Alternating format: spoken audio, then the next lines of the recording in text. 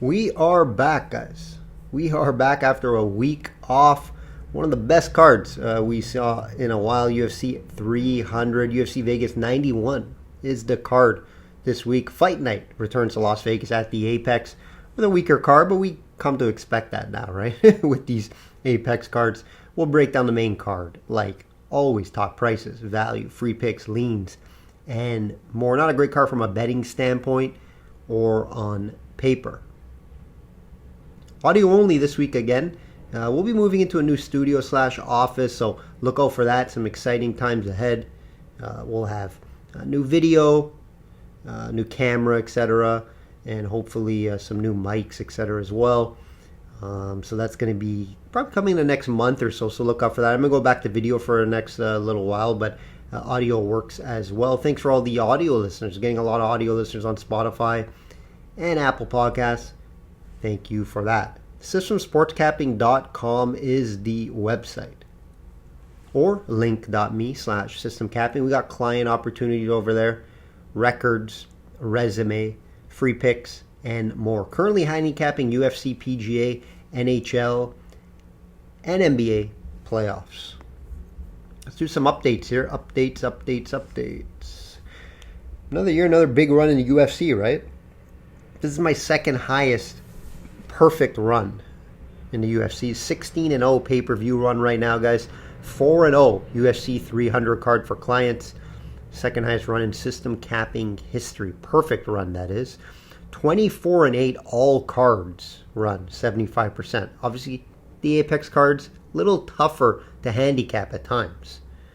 UFC cards, obviously, a lot easier, right? Bigger names, matchups, etc. 67% two-fight parlays, 2023, 2024. That's long-term, guys. Over 75 units long-term. PGA, tough card last week in the PGA. First one in a while. Missed out on a free pick for you guys who are ever tailing that. We had Cam Davis, just didn't show up. Good course for him, played well there before. Just didn't play well. A little odd there. 4 outrights last 7 weeks. 21 outrights. 2023, 2024. We obviously know some big ticket winners in there as well. 69% matchups, 2024. Couple of losses in a row there in the matches. We were in the 70s there. Hopefully get back up there. 26-10 free bets. Over a year, guys. That's 73%. Playoffs in NBA, NHL. Handicapping the playoffs at low volume. 2-0. One pending tonight. Let's get right into it. Shop around for best prices, guys. Have access to multiple sports books. I do sports book reviews for some companies out there, North American books. So I really know how it ranges from book to book, guys, these prices. It's a big difference, especially in the UFC markets. NBA, NHL, NFL, spreads and money lines, not a huge difference. I get it. UFC, big difference. Some sports difference. PGA, big difference in prices as well, especially in the outright market and prop market. Also, some matchups aren't available on some books. So have multiple books, have money in multiple books so you can get the best price out there. Let's get right into the main event here. Nicolau, minus 175 versus Perez, plus 150. Main event I can never predict. I would see coming, right? Perez has lost 3 fights in a row, and Nicolau's coming off a loss, and these two are in the main event. A little mind-boggling here, but decent fight on paper. I think they're very similar. Like, not one guy is much better in any MMA skill set, right? Usually these main events, we're going to see, someone has specific skill set better than the others. I don't really see that. Like, I'll lean Nicolau a better wrestler, grappler, but it's not a huge difference. On the feet, I think they're fairly similar, right? But I think Nicolau I think he does have a cardio advantage. He's going to have the weight cut advantage. Perez has struggled at times cutting weight, guys. You're going to watch the weigh-ins before you bet this card. Watch the weigh-ins on Perez. He's coming in a little short notice too. Right, we have seen Perez struggle on the scales. Keep that in mind. And this is a 5-round fight, so it's going to favor Nicolau. So I give Nicolau the cardio advantage, and I give him a slight grappling, wrestling advantage here. Resume, when we look at the resume, you know, Perez has fought the better guys. But when he has fought those better guys, he lost. And he lost fairly convincingly, right? Lost to Figgy, lost to Pantoja, and he fought Mokaev last fight. And Mokaev just kind of, you know, bullied him on the ground. He lasted the 3 rounds, and he did have some decent moments at times, but, you know, Mokaev just kind of dominated him with the grappling. And that's what I think Nicolau will want to do here, right? Nicolau is coming off that Royval first round loss, which is a little bit concerning, right? When a guy gets knocked out in the first round, there's like a flying knee, if I recall. It's a little concerning. That's why I don't really love the minus 175 price on Nicolau. You know, for video purposes, I'm going to lean Nicolau at minus 175. Just difficult to get to that price, right? And there, you could say there is some value on Perez with his back up against the wall. He loses this fight, he lost 4 in a row. And technically, this is a big step down from in competition, right? Look at the 3 guys I just mentioned he fought. Right, Nicolau does have a little better wins than Perez. Perez hasn't won a fight for 4 years, guys. Right, Nicolau has beat guy like Kopp, very good fighter. Tim Elliott, tough guy. Dvorak, Schnell. So Nicolau does have the better wins. Like I mentioned, Perez's best win was his last win in 2020. Okay? And it was against Formega. So, you know, again, 5-round fight, favor Nicolau. Watch the scales on this one if you want to bet this fight. It's a flyweight fight at the end of the day. I expect it to go, you know, over in the rounds. Could also go decision. All right, it's not like Perez hits that hard. We have seen Nicolau knocked out in his last fight, which is a bit concerning. Personally, I'm not going to have any action myself on this fight. A video purpose is going to lean Nicolau and fight to go over in rounds. That'll be my favorite 2 bets. Not a fight I'll have any interest in betting personally or for clients. Ryan Spann, minus 188 versus Guskov, plus 130. You know, one thing I could say about this one, this ain't going 3 rounds, guys. Both guys hit hard and look for early finishes. Spann only won his last fight, actually, against Anthony Smith, went 3 rounds. I was a little surprised about that. Before that, all 7 of those fights finished in the first round. Guskov, his last 7 fights finished in the first round, right? So I would be shocked if this went 3 rounds. Now, there is a path for it to go over. Because I'm looking at the rounds right now. It's 1.5, and it's like minus 200. That's wild. Who would pay minus 200, minus 250 for a fight to go under 1.5 rounds? Now, I get it. History tells you that here. But what if Spann decides to wrestle? That's his path here, in my opinion. Spann's path to make it an easier fight on himself is to get this fight down to the ground. He has sneaky good wrestling and a good submission game. Not a lot of people talk about it. He's 12 submissions under his belt, guys. Right, so we could see him mix up some wrestling here to avoid Guskov's big power. Right, that's his only path, Guskov, to win this fight, in my opinion. Catch him with a big shot. So Spann can wrestle a bit. He does have some decent wrestling numbers. Try to get this fight down to the ground and win there. Then it could go over that 1.5 rounds, right? If it's just a firefight, these guys decide to bang, yeah, you're probably going to see under the 1.5 rounds. But if Spann decides to wrestle, get this fight down to the ground, right? I do think that's his path.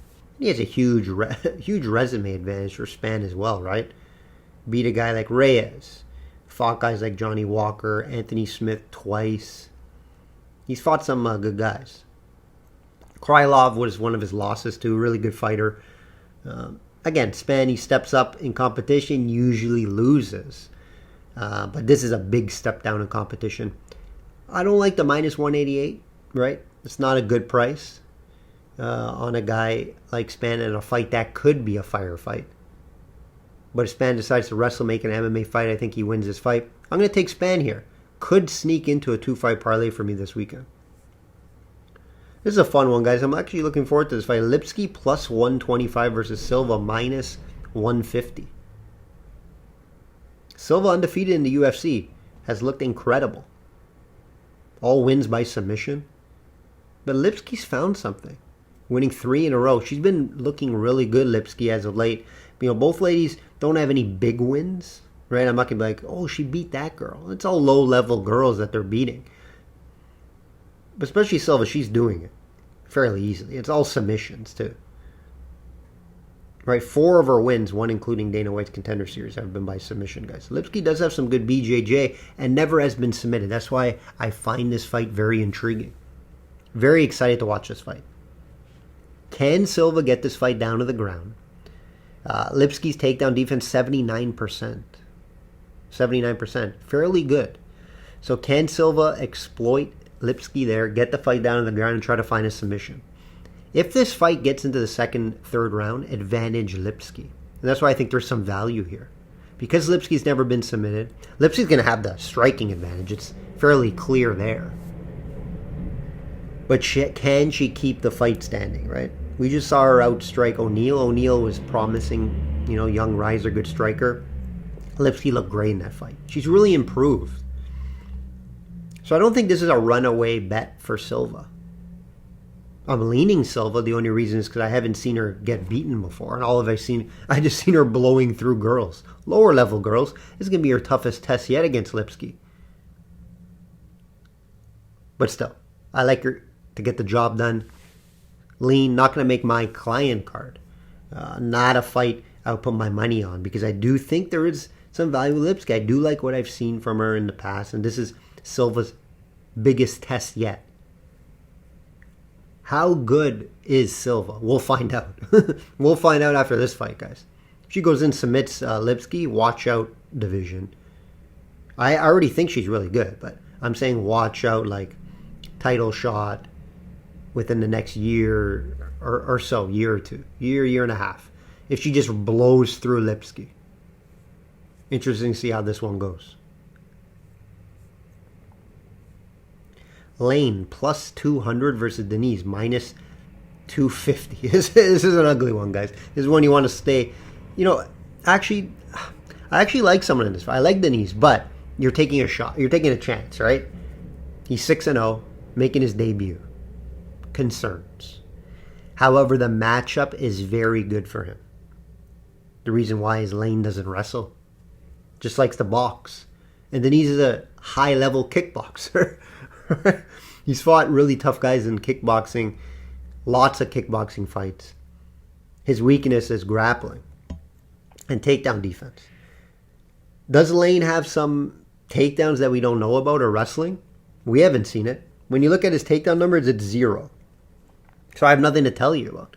All his fights, he goes and tries to bang. Terrible decision if he does that. But we know Lane's going to have the athleticism advantage, former NFL player. So I'm going to give him that. But I'm not going to give him a stand-up war or a stand-up boxing / kickboxing fight. So give me Denise here. Hate the price at minus 250. Could it make a 2-fight parlay? Possibly. But I still don't like that price at 250. Even though I do like the matchup for him. A couple concerns. Debut. There are a couple concerns there. Pierce minus 170 versus Onama plus 140. This is a good fight, and it's just a classic grappler versus striker matchup. And is the striker in Onama, the athletic Onama, is he going to be able to keep the fight standing? That's just the question here. Right? Onama has some of the worst takedown defense in the UFC at 45%. That's not good, guys. Right? That's not good. Pierce looks for takedowns. He spams takedowns. He averages over 5 takedowns per fight. That's very high. Very high. So if Pierce can get this fight down to the ground, control him there, I expect that's what's going to happen here. Like Onama, his path is, catch him with a knee, come in and try to take him down. Try to piece him up on the feet. That's going to be his path. Very doable. It is doable, of course. He's going to have to time it correctly, though. Pierce should be able to get Onama down. That's not no secret. How is Onama going to react? Is he going to be able to get up? Is he going to be able to strike consistently and keep this fight on the feet to outstrike Pierce? We'll see. We'll see, but I have to look at Pierce if I had to bet this fight. Not enough value on Onama plus 140. I would like to see maybe a little more price due to the matchup. Again, I'm not high on Pierce. It's just I think the matchup's good for him. So I'm not going to get my money. I'm not going to get my client card. I'm not going to make my client card either. But I have to lean Pierce for video purposes, just due to the huge wrestling and grappling advantage here. Should be a good fight, though. My favorite play probably is the over 2.5 rounds, more than Pierce. I think if he gets the fight down to the ground, the fight could just be him chain wrestling and Onama getting up, trying to strike, chain wrestling, get the fight down, Onama trying to strike. That's going to go over the 2.5 rounds, right? Wouldn't be surprised if it goes the distance. A little fun one to open up the main card is Tim Means. Yes, Tim Means is still around, guys. Plus 240 versus Medic minus 300. Right off the bat, this line is off. Medic, not a ton of experience. Guy that tries to go in there, lands the big shot. Takedown defense is poor at 46%. Question is, can Means get the fight down to the ground? He has a good submission game. Medic has been submitted twice. He has 2 losses. 2 are by submission. So that's going to be interesting. See if Means could get this fight down to the ground. Tough to say. I think on the feet, it's fairly even. Means usually does have a volume advantage. It's fairly even here at over 5. So that's going to be interesting to see if Means can get that there. Get the fight down there, work where I think he has an advantage. On the feet, I would give it to Medic. Medic hits a lot harder. Can Means take the punishment like he used to? But hey, if you want a value on this main card, definitely value on Means at plus 240. A smaller unit play, maybe the way to look at it if you're going to bet it. It's coming off a win too, guys. He's not done. Still a good fighter. Very experienced, right? Ton of more experience than Medic. So plus 240, definitely some value there if you want to take a shot.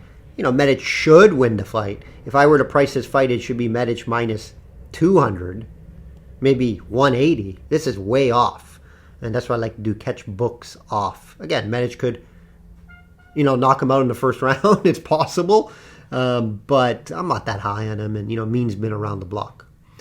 That will do it, guys. That will do it. Hopefully you enjoyed the breakdowns. And this card's not that bad. There's a couple of decent fights on the main card. We've seen worse Apex cards.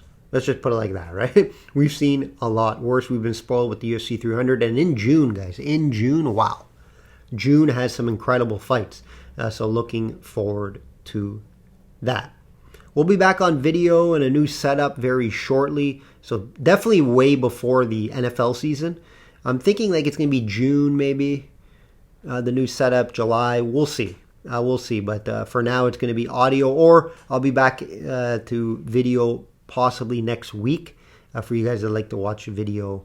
So look out for that. Like I always say, guys, bet smart and know your limits. Enjoy this card.